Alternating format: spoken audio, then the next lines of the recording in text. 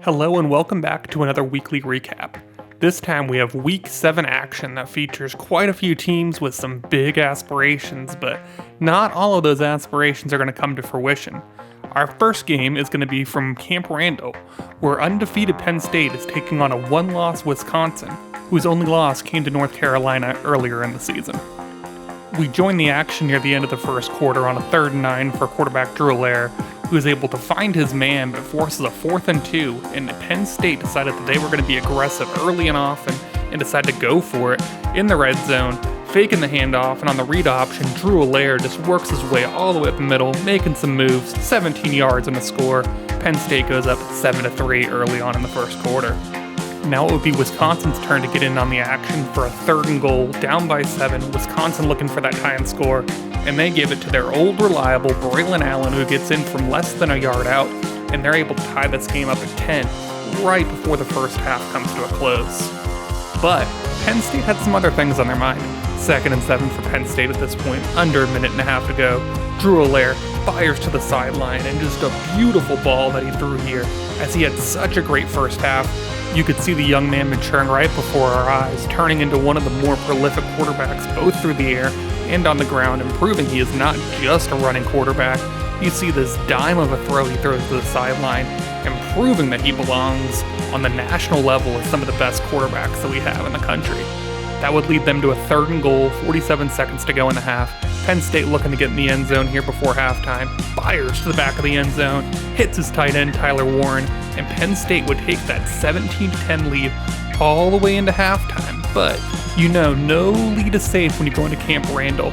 Wisconsin has had a prolific offense that just did not show up in that first half. They would have to bring some of that offensive firepower in the second half if they wanted to make this a game. And that's just what Wisconsin did, coming out of halftime. First drive, 1st and goal, Tanner Mordecai looking, and finds with a slant pattern over the middle. Braylon Allen, a man who's usually residing in the backfield, finds the end zone through the air, and that ties this game up at 17 early on in the second half. Then with about 2 minutes to go in the third quarter, Wisconsin has another opportunity, about 5 yards from pay dirt.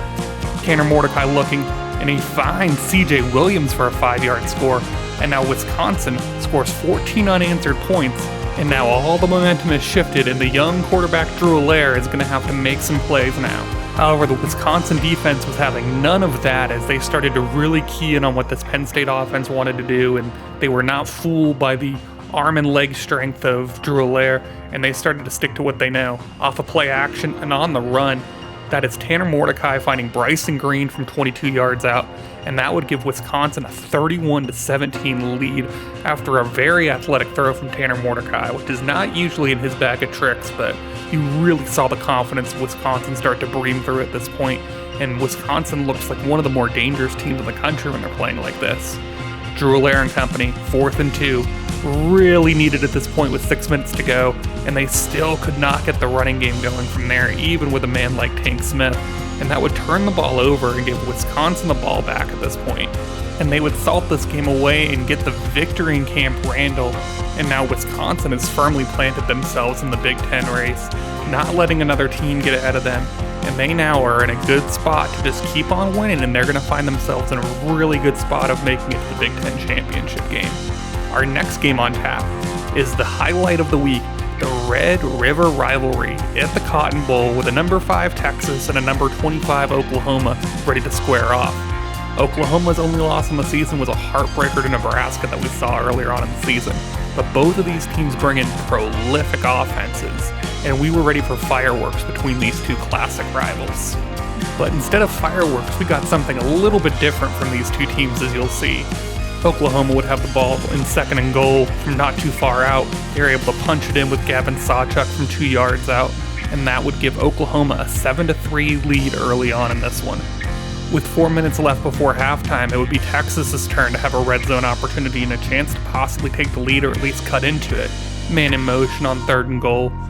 Ewers dropping back, scanning, throws in the middle of the end zone, and it is picked off on a diving interception. Take a look at the replay on this one. Ewers moved to his right a little bit, tried to open up a passing lane, and that lane was closed immediately by Oklahoma. And some great defense by both sides, and a 7-3 ball game heading into halftime, as this is not going the way that people had anticipated, but Still a highly contentious game. We're going to take it to the fourth quarter now with Oklahoma up 7, 10-3, 8 minutes to go. Quinn Ewers looking on third down, and he is dropped. The Texas offense could not get in rhythm, and this Oklahoma defense was really feeling it. Oklahoma now with a chance to stick it to Texas and put them in a pretty insurmountable hole in the fourth quarter. Into the flat, and Gabriel is picked off on the most athletic interception you're going to see. That's Jalen Catalon just jumping that passing lane in an absolutely massive play. Oklahoma could have gone up 2 scores there, but Jalen Catalon closes the door, hits that passing lane in an incredible effort, and that now gives Texas the ball back and in good field position. They would just need to capitalize on it at this point, as Coach Vendables is just really ripping into Gabriel after that throw. 3rd and goal now for Texas. They can't punch it in. They don't even get a yard on that play from the freshman Cedric Baxter, and that would bring up a 4th and goal that really meant a lot since these scoring opportunities were not coming up too often. Ewers to the corner of the end zone, finds his man, Casey Kane, and that would be a 10-10 ball game, and the Red River Rivalry is going down to the wire now. Oklahoma with the ball back, 3rd and 6, approaching midfield. A conversion here would truly help out their efforts, and that one is swatted away. Lucky it wasn't picked off, and instead Oklahoma punts this one back to Texas, and we'll see if Quinn Ewers has some magic. 3rd and 10, throws to the sidelines. His man comes back to it, and they're going to say that Kane got the first down, and it'll be another 3rd down later on in the drive for Texas. Looking for a big play here. He throws another one to the opposite sideline, able to stay in bounds as Jonte Cook, the freshman. His only catch of the day is what leads to a first down on that part of the drive. Now with a minute to go, 1st and 10. Ewers looking over the middle, and that one swatted away, and lucky it wasn't picked. That could have switched the entire feel of this game if that ball's picked off. With a new lease on life, Ewers looking again to a sideline and throws an absolute beauty of a ball, and that would get Texas inside the 20 and set them up in field goal range now, where they would be able to take a 13-10 lead if they can put this one away. 24 seconds to goal. The Red River Rivalry on the line. The kick is up. The kick is good. And this would now lead to one last chance for Oklahoma on a 4th down that they would need to have. Kind of out of range for Gabriel and his arm strength, but they're going to have to go for it about 62 yards from pay dirt. Looking, nothing's there. Getting chased from behind and brought down on a defensive play, just as it should be with how this game has gone. These two teams put on a defensive showcase and were absolutely phenomenal. It was just Texas who was able to execute a little more down the stretch. And now, dare I say, is Texas back? A signature win where they did not have to rely on their high-powered offense. Their defense came to play, and another heartbreaking defeat for Oklahoma. You have to feel for them, and there's nobody that can be the player of the game like Jalen Catalon. And now it's time for Quinn Ewers and company to celebrate their massive win, donning the golden cowboy hat right as Oklahoma walks off the field to another awful defeat, their 2nd one this season, and it's going to be a challenge to see if they can recover after a couple of games not going their way. 3rd game on deck today. Georgia visits the bounce house in UCF, one of the surprise teams in the SEC. Georgia trying to get back on track. They've gotten back to 500, but needing another win to really feel good about those prospects. UCF 3rd and 6, already up 14-13, and we see a nice defensive play from Georgia to stop the touchdown, and UCF would eventually put a field goal through to go up 17-13. We pick up now in the second half with Georgia up 3, 20-17. Not able to convert there, and that would lead to a field goal of their own. They would trade a couple of scores back and forth with a couple of missed opportunities for each. 3rd quarter, 3rd and 3 for UCF, and this time Jalen Walker steps up and runs through the lane and stops the UCF running back in his tracks, forcing a 4th down there. Then Carson Beck finds Marcus Jacques-Saint to give them a 2-score lead in the eventual win, and Georgia gets out of this one with a pretty nice victory and has to feel good about the trajectory of their program, which was not feeling that great after 2 straight losses, now have 3 straight wins and kinda lurking as a big SEC threat. The next game is an undefeated Ohio State hosting Kentucky in a Big Ten matchup at the Big House. And Kentucky is a team that has only lost 1 game this season. they are definitely a viable threat to Ohio State if Ohio State doesn't bring their A game in this one. Coming into this game, the Big Ten standings were pretty tight. Ohio State has jumped out to a lead because of their 3-0 conference record. But you see a team like Wisconsin, as we saw earlier on, they got another conference victory. And Kentucky, lurking there at 3-1, if they can knock off Ohio State, that changes the entire picture. Ohio State up 7-3 already. A 3rd and goal, fires to the corner of the end zone, and G. Scott Jr. gets his feet down and gives Ohio State a 14-3, and now Kentucky would need to answer. But the story of this game was that Ohio State really did not give Kentucky an opportunity. Ohio State was able to keep control of this game throughout, steadily building their lead. One of the last chances for Kentucky, down 3 scores with under 2 minutes to go. They were able to get a big play to Dane Key, but that was about all that they could do. Kyle McCord had a very efficient game, nothing flashy, but Ohio State really came in here and took care of business, won this one by a couple of scores, and just did what Ohio State does, and they do look like the true number 1 team in the country, and they should be respected as such. And then the final game that we're going to get some highlights from today is Oregon visiting Washington. Washington coming off a huge win over USC last week, looking to complete a big Pac-12 statement by taking out USC and Oregon in consecutive weeks. We find Washington down 7 though, late in the first half, but he finds Devin Culp, his tight end, old reliable, to tie this one up at 21 going into the half. Then after halftime, we have under 6 minutes to go in the 3rd quarter. Washington driving, and they're just out physicaling Oregon at this point, just driving down the field. Even ends up with a Michael Penix rushing touchdown, and that 4-yard score gave Washington a 7-point lead that they would try to hold on to. They're up by 14 at this point, 2 minutes to go in the 3rd quarter, and Oregon is able to cut that lead in half with a Dante Dowdle 2-yard touchdown run, but Oregon would need some more offense if they wanted to stay in this one, trying to keep Washington out of the end zone now, and they are able to keep Devin Culp out of the end zone here, and that 4th and goal would allow Washington to kick a field goal and go up by 2 scores. Now up 10 in a 3rd and 12, Washington has a chance to put this one away, and this is going to be Michael Penix to the corner of the end zone, and Jalen Polk gets his feet down, beautiful throw, and a dagger in the heart to Oregon. They now take another loss, and Michael Penix Jr. has arrived on the national stage, and after taking out Caleb Williams and Bo Nix, I think the conversation has to get very serious about where Michael Penix belongs in the national conversation, and we see the updated Heisman standings, and the conversation still lies with Caleb Williams, who's had a good start to the season, but after a couple of losses, you see some people surging. Caleb still holds that number 1 spot, but Michael Penix Jr. sitting at number 2 in the country is definitely lurking and seems like a hot contender at this point.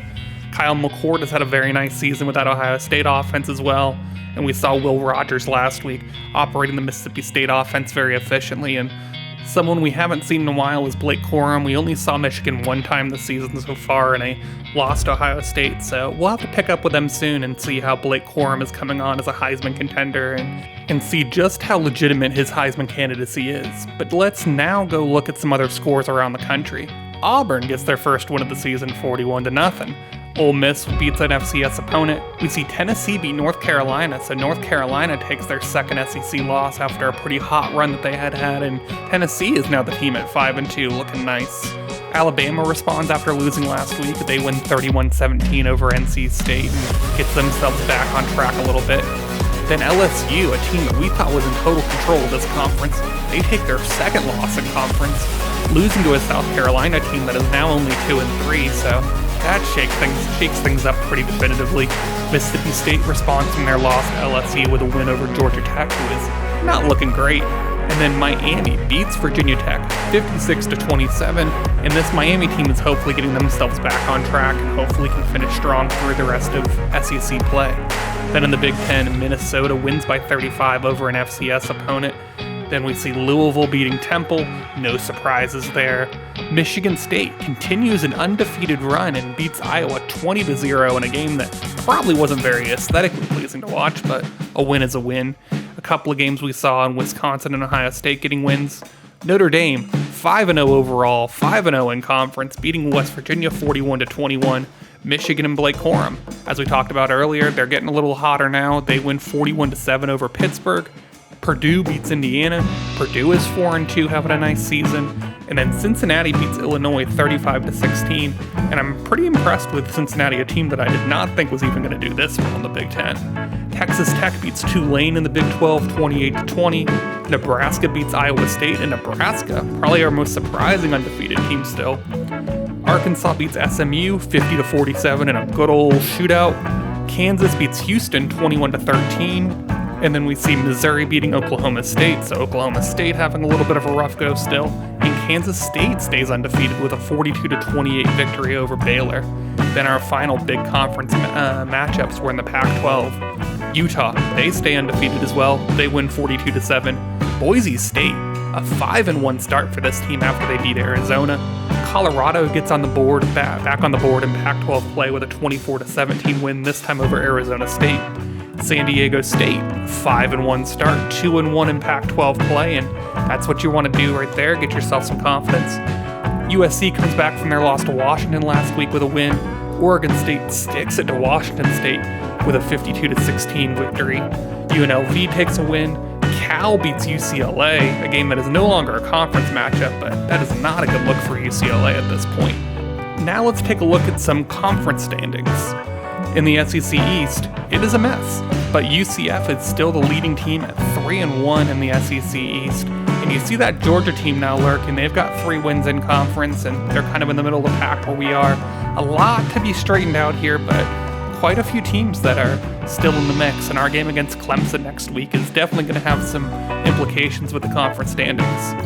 Then on the other side of the SEC West, it's Mississippi State as the only team with 1 loss in the conference on that side of the SEC, and they're kind of in the driver's seat at this point. They just kind of need to take care of business. After the only loss they have is to LSU, who's down further in the standings with 2 losses, but a lot of teams like LSU, Alabama, and Tennessee, who I think are threats that could overtake them if they kind of lose a couple of games that they shouldn't. Now, let's move over to the Big 12.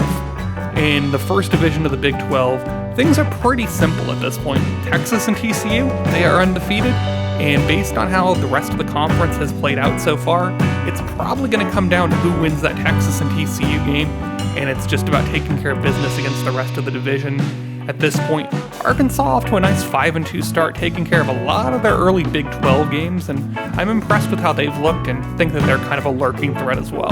Then on the other side, we have the Kansas State and Nebraska. Very odd matchup, but I would love to see it play out and hope these teams continue to win games, and that game is a big game at the end of the season, and I still feel like you have to think of Oklahoma as a threat even though they're 1-2 in this division. Then in the Big Ten, you have Ohio State and Wisconsin, and that is a game I cannot wait to see with those undefeated in conference players. I think Wisconsin, when they're at the best, could give Ohio State a game. And then another set of undefeateds, Michigan State and Notre Dame. Not who I thought were going to be undefeated out of this group, but you still have big perennial powers like Penn State and Michigan that are going to have their influence on the rest of these games, and I think that the Big Ten West offers itself as one of the more interesting divisions in our big power conferences. And our final power conference we're going to look at is the Pac-12, where Washington is leading the Pac-12 North, and they have already beaten USC and Oregon, and they sit firmly in the driver's seat, and they should feel very good, not only because they're the number 2 team in the country, but they have the most prolific offense in the country, and I'm not sure there's anybody in the Pac-12that can stop them on either side of the division. Then in the Pac-12 South, the only other undefeated in conference team is Utah, who's looked pretty solid. We haven't seen a ton of them this season, but Utah is a team that just takes care of their business, and when you look at the rest of the teams in their division, it's not a murderer's row. Their biggest threat is Boise State, and they've already beaten Boise State, so they effectively have a 2-game lead. So I would expect for Utah to continue on their path, and a Utah-Washington Conference Championship game doesn't sound bad to me. And now, our game next week. A former ACC rivalry game is now our first time facing Clemson as SEC opponents. It's going to be a night game in Death Valley. I know the record leads you to believe that Clemson has had a disappointing season, and they have. They've lost some games out of conference that are very strange, but they're a team that's still in the hunt in the SEC, and this game does mean a lot. We've only played 2 SEC games, so falling to 1-2 would be pretty disastrous for our hopes of competing in this division, so we need this win desperately, and Clemson definitely does too, as they need to get their season feeling a little bit better and just overall getting more confidence about how things are going, and they've looked good in what we've seen, but in the other games, apparently, things are not going as well. So I think there's plenty of interest going into next week's game against Clemson. I know there's going to be plenty of bad blood, and we're definitely not going to take them lightly. So as always, go Noles.